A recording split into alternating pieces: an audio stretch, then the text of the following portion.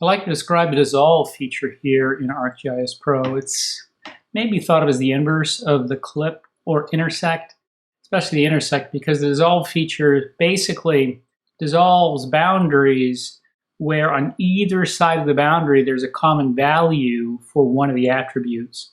Here I have our intersected watersheds by the soil types. And so I have the soil types colored, the watersheds colored differently for watersheds 1 and 3.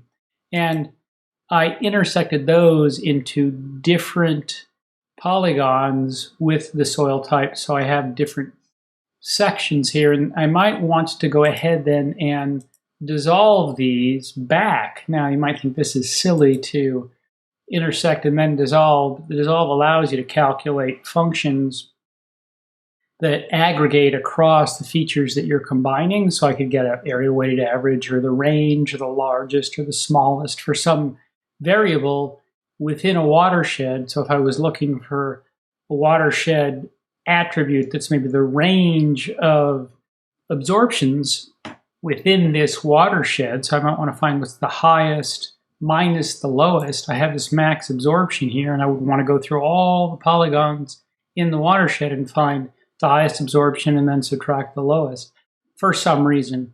You also sometimes just dissolve because out of some process, the combinations you get aren't the final ones you want, and so you want to aggregate in some way, and that's what dissolve does. So if I type in here in my geoprocessing tab, dissolve, the tool comes up, and I can start it then. I'll give it the input feature. In this case, it's going to be this study sheds intersect. And it gives me an output feature class, and I have to choose a dissolve field. In this case, I'm going to use grid code. Basically, it looks at every line, every separating linear feature, and says, is it the value for grid code the same on both sides? If it is, it's going to dissolve that and aggregate these polygons, and it'll do the same thing. It'll check here.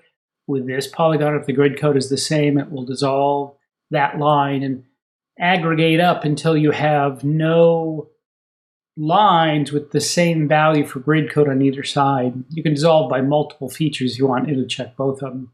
Then you have a statistics field. So in this case, I pick the variable, this max absorption, and I can do the sum or the mean or the maximum or minimum or range. You got to be careful with that mean, though. It's just the mean of the column. It's not an area weighted mean. So if I had one real tiny area with one value and the rest of it with another value, it's going to take the average of those two. And that really isn't the mean across the whole range, the whole area. It's just the mean of any polygons that it found. So you get skewed values. Again, that's from reading the documentation. You always got to be careful to understand what a function is doing. In this case, I'm just going to do the range. And you can either create multi-part features, which we usually don't want to do. We usually want to create single-part features so that there's a row in the table of the output for each of the polygons. And then go ahead and run it. So here I have my output. And it's, you see, dissolve them across those boundaries. So I just have my original watersheds here displayed. And if I go ahead and look at the attribute table, I say I have two polygons, and I have the range of the centimeters. So it found the largest and subtracted the smallest and gave us the range for these two. You have to be careful with these shape length and shape areas that may or may not be calculated correctly.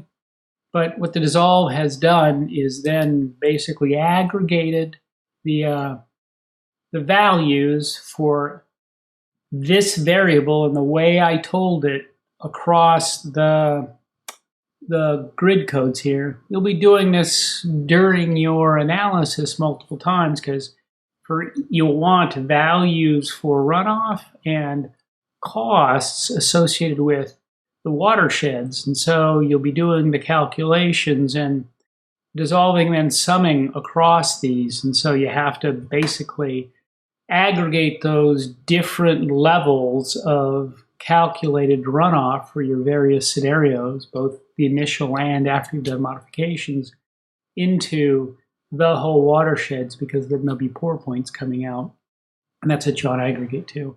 So the dissolve function will be used quite extensively by you in this course.